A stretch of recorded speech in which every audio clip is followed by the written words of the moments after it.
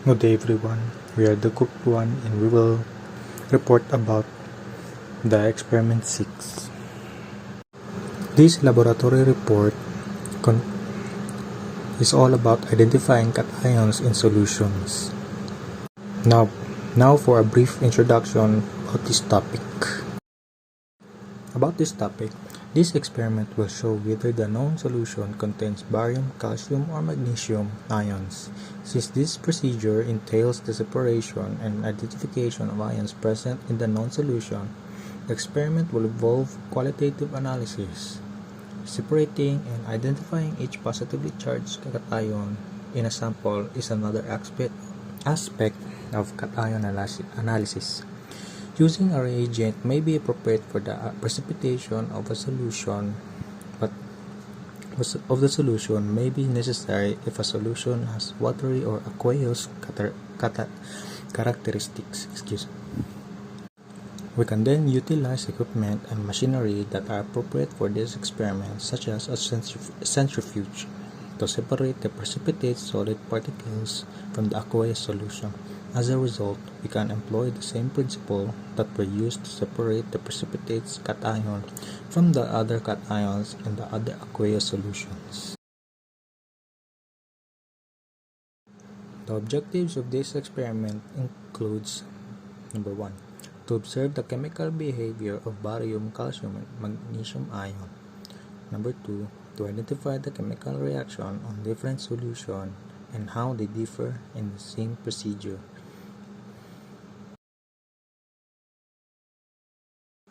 Materials used for this experiment is listed in this PowerPoint presentation.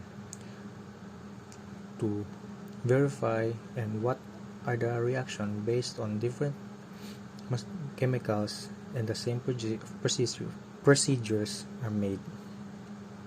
Now for the procedures.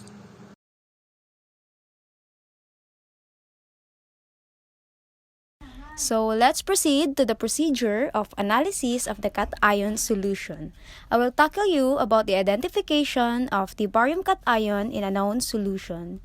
The first step is pour 10 drops of the known solution in the test tube, number 1, and add 20 drops of ammonium sulfate and mix with a glass stirring rod for precipitation to occur.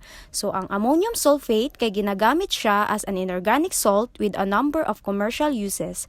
Ang example ani kay soil fertilizer na naga-contain siya og 21% nitrogen and 24% of sulfur.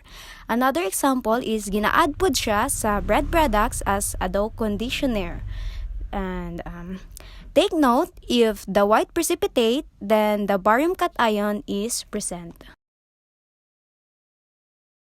Next step is the centrifuge. Add 1 drop of ammonium sulfate to verify complete precipitation. Centrifuging causes precipitation to collect a well-packed mass at the base of the test tube. Kaning centrifuging, ginagamit ni para ma-separate ang particles suspended in a liquid according to particle size and density, the viscosity of the medium, and the rotor speed. Within the solution, if mag-force ang gravitational, then mag-cause ang particles of higher density than the solvent to sink, and those less dense kay mag-float sa taas. Then next is pour off the supernatant into the test tube number 2 and save for step 2.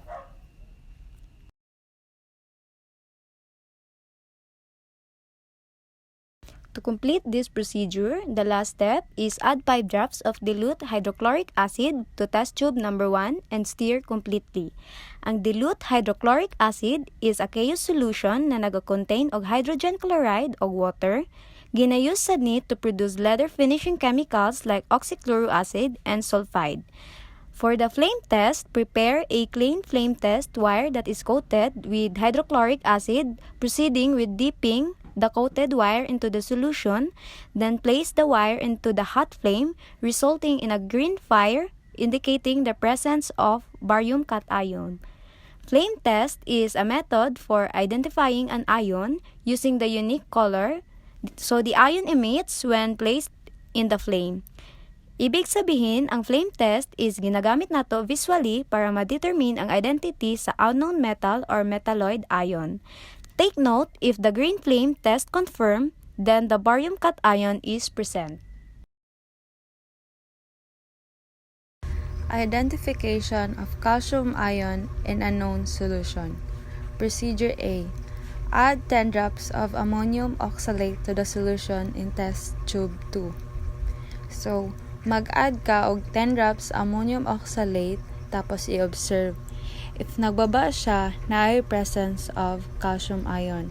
So, kung mag-white ang precipitate or a white precipitate suggests calcium ion is present. Procedure B. Centrifuge and add 1 drop of ammonium oxalate to verify complete precipitation. Pour off the supernatant into test tube number 3 and save for step 3. For example, ang test tube is nanashy distilled water and then nag-drop tog 10 drops of ammonium oxalate. Then after that, is-centrifuge nato. As we say centrifuge, it is a laboratory device that can rapidly spin, and it is also used for the separation of fluid, gas, or liquid. After nato ma-centrifuge, mag-add tawag 1 drop of ammonium oxalate in order to verify the complete precipitation. For example, di ba ang centrifuge is nagatuyok man, murag gina-separate niya ang plasma and serum or serum sa dugo. And then, dito na to mahibalaan kung naba siya presence of calcium ions or wala. If na siya presence, it means cation. If wala presence of the sample in the known solution, we can use a reagent to further incline the properties of the solution to make the precipitate occur.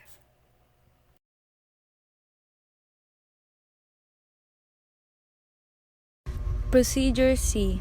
Add 5 drops of dilute hydrochloric acid to test tube 2 and stir thoroughly and clean a flame test wire with dilute hydrochloric acid and dip the wire into the solution. Place the wire loop in a hot flame and record the color.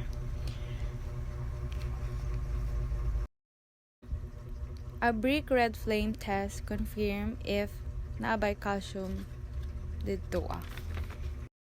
So let's go to number 3, identification of magnesium ion and known solution. So first, we add 10 drops of sodium hydrogen phosphate or the Na2HPO4 to the solution in the test tube number 3. So ang sodium hydrogen phosphate is ginagamit ni siya sa food and water treatment in conjunction with the trisodium phosphate.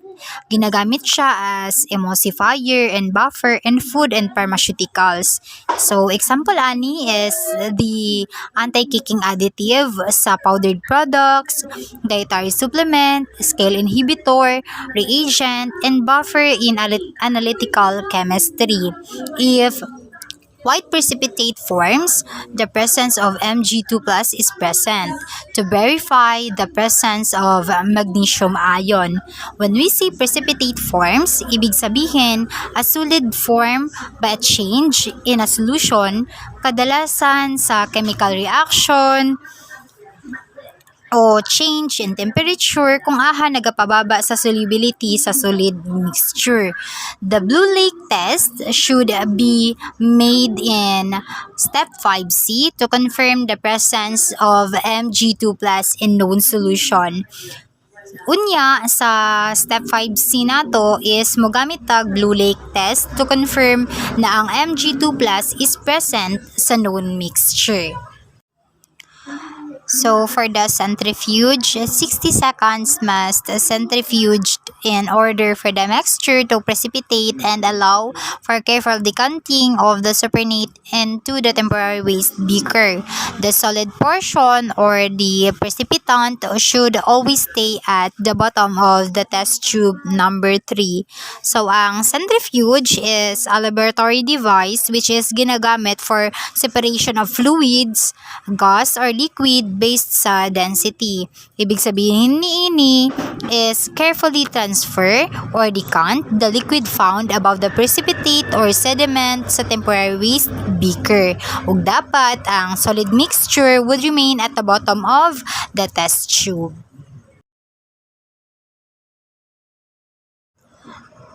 So, step C. To confirm the presence of Mg2 plus by performing the blue lake test, add 5 drops of magnesium indicator to the solid portion of the test tube number 3 and stir the mixture well. Additionally, add sodium hydroxide or the NaOH dropwise until the red litmus paper to blue. Lastly, by centrifuging the mixture, a blue gel precipitate at the bottom of the test tube confirms the presence of Mg2 plus in the known solution.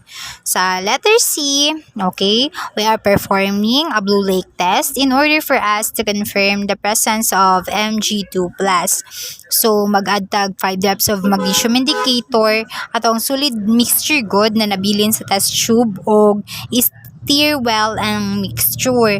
Then, mag-add tag sodium hydroxide o sometimes called caustic soda or lye. Dropwise ra until ang solution is maging red litmus paper blue. Centrifuge ang mixture and record observation about it. If ang blue gel wala nag-form is mag-add lang og more NaOH og i-mix maayo then i-centrifuge uli.